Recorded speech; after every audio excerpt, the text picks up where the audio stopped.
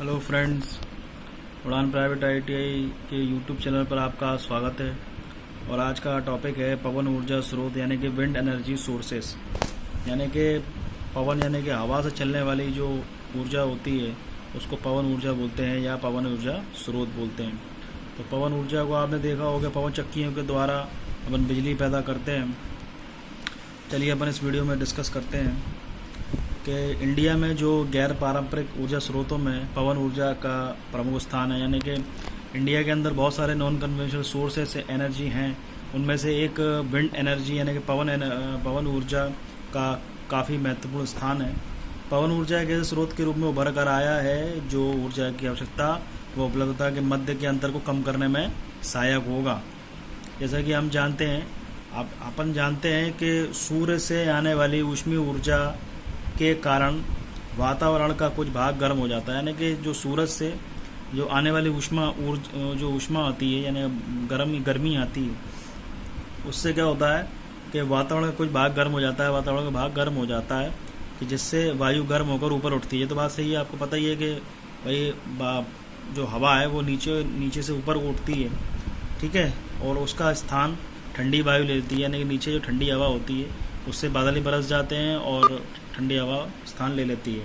और यही प्रक्रिया निरंतर चलती रहती है। यानी कि ये प्रक्रिया बार बार चलती रहती है, क्योंकि सौर ऊर्जा के साथ साथ पवन ऊर्जा का भी उस पर डायरेक्टली नहीं तो इनडायरेक्टली प्रभाव पड़ता है।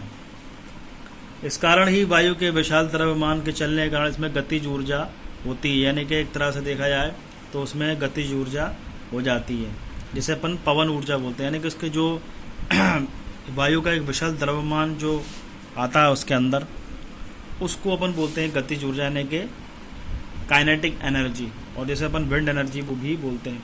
इस ऊर्जा का उपयोग बिजली बनाने में मुख्यतः किया जाता है।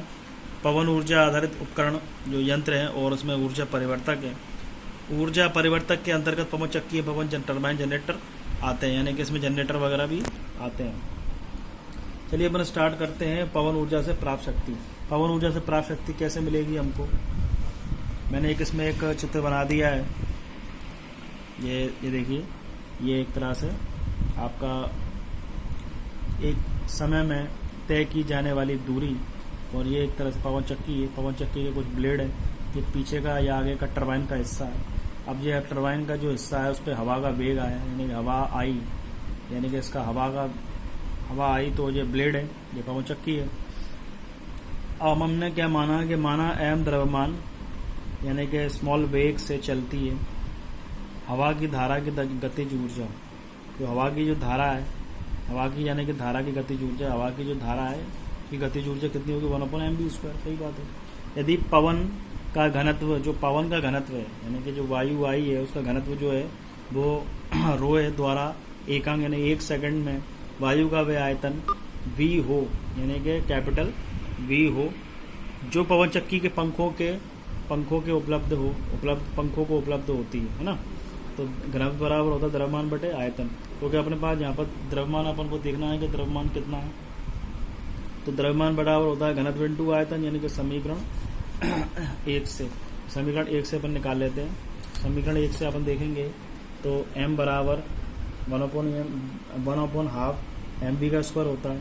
तो अपन यहाँ पर 1/m यानी m का मान रख देंगे, तो m का मान आ जाएगा यहाँ पर रो इंटू वी।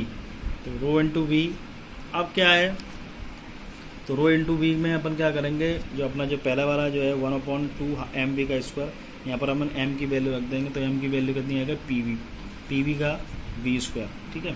अब यदि हवा की धारा द्वारा एकांक सेकंड में चली गई दूरी, जो हवा आगे है उसके द्वारा अपने सेकंड में चली गई दूरी, यानी कि ये इस तरीके से हवा के द्वारा चली गई तय की दूरी v है, यानी कि स्मॉल v है। तो एकांक सेकंड पंखे की ओर आने वाली वायु का आयतन, यानी कि एकांक उस सेकंड में जो पंखे पर हवा आई है उसका आयतन क्या होगा, v बराबर av, यानी कि यहाँ पर av हो जाएगा, ठीक है। उसके बाद समीकरण 2 है, ठीक है, ये समीकरण 2 है। इस समीकरण 2 से इस तरीके से अपन ने ले लिया।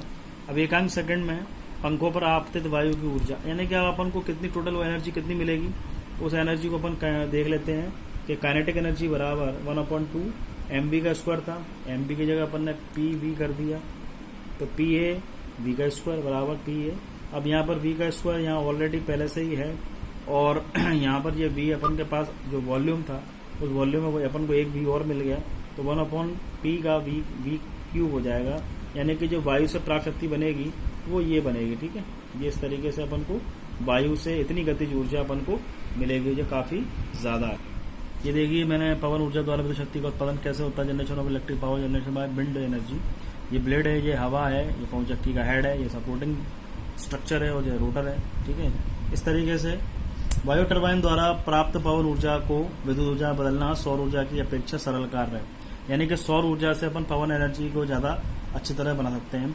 इस कार्य हेतु एक पवन चक्की का प्रयोग की जाती है जो विभिन्न प्रकार की होती है, बहुत सारे प्रकार की होती है, मल्टी ब्लेड्स पवन चक्की, सेल टाइप पवन चक्की, डच टाइप पवन चक्की, डेरियस पवन चक्की इत्यादि के साथ जो जनरेटर को जोड़कर, यानी जनरेटर जोड़ के, जनरेटर ही होता है एक तरह से, जनरेटर को जोड़कर सीधे ही वायु टरबाइन की घूर्णन गति, यानी कि सीधे ही अपन क्या कर सकते हैं, जैसे ही पवन चक्की चलती है उसके अंदर एक मोशन होता है, यानी कि रोटेशन होता है, वो रोटेशन आपके जनरेटर पे लगा होता है, यानी कि मैकेनिकल एनर्जी को इलेक्ट्रिकल एनर्जी में कन्वर्ट करने का काम जनरेटर करता है।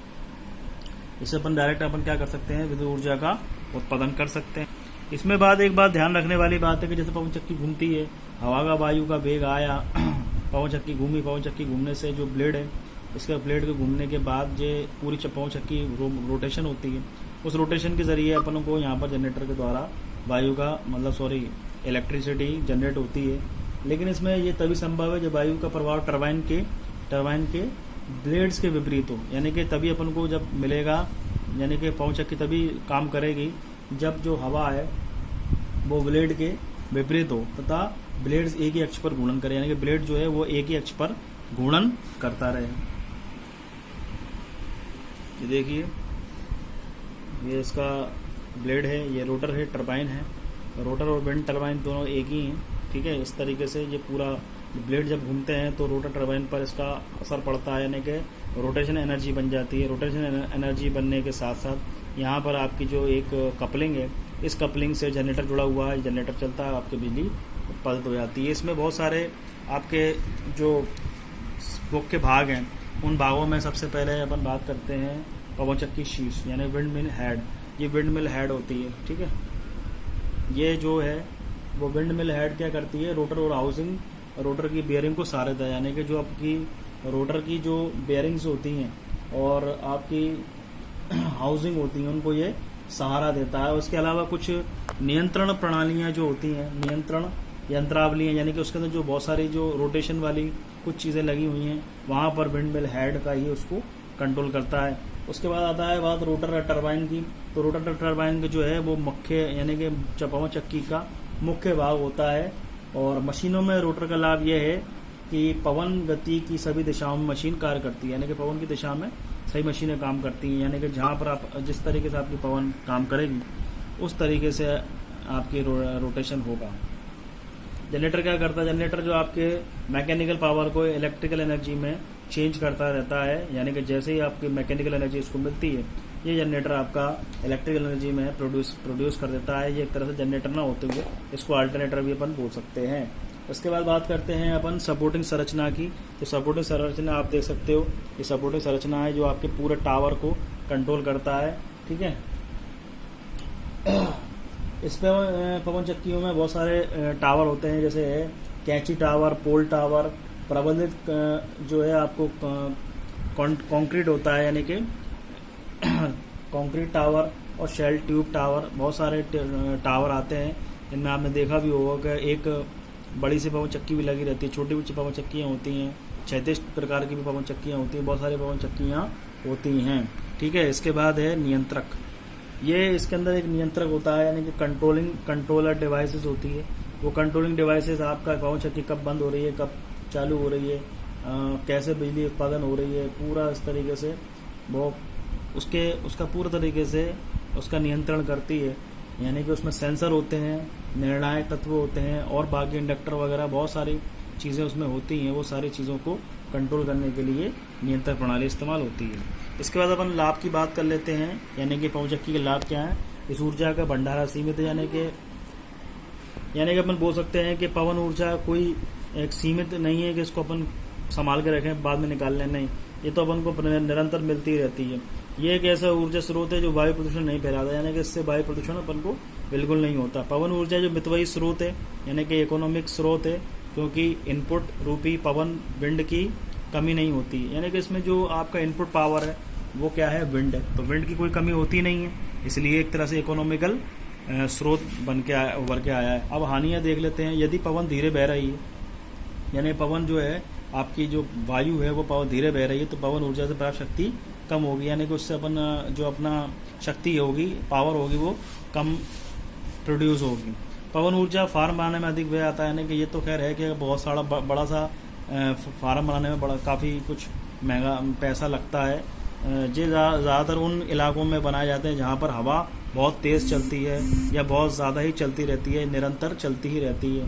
जैसे पहाड़ी इलाके हैं, समुद्री इलाके हैं, वहाँ पर इस तरीके से काम चलता ही रहता है। पवन चक्की से आकाश में उड़ने वाले पक्षियों को थोड़ा खतरा रहता है, यानी इसका लिए अब ध्यान रखना पड़ता है कि पवन चक्कियों में कोई पक्षी न टकराए। मगर इन सब के बावजूद भी पवन चक्की का उपयोग आज के इंडिया के अंदर काफ़ी कुछ जगह पर हो रहा है, और पवन चक्की से काफ़ी कुछ मात्रा में आपकी बिजली बनाई जा रही है। तो आप लोगों को कैसा लगा ये सेशन?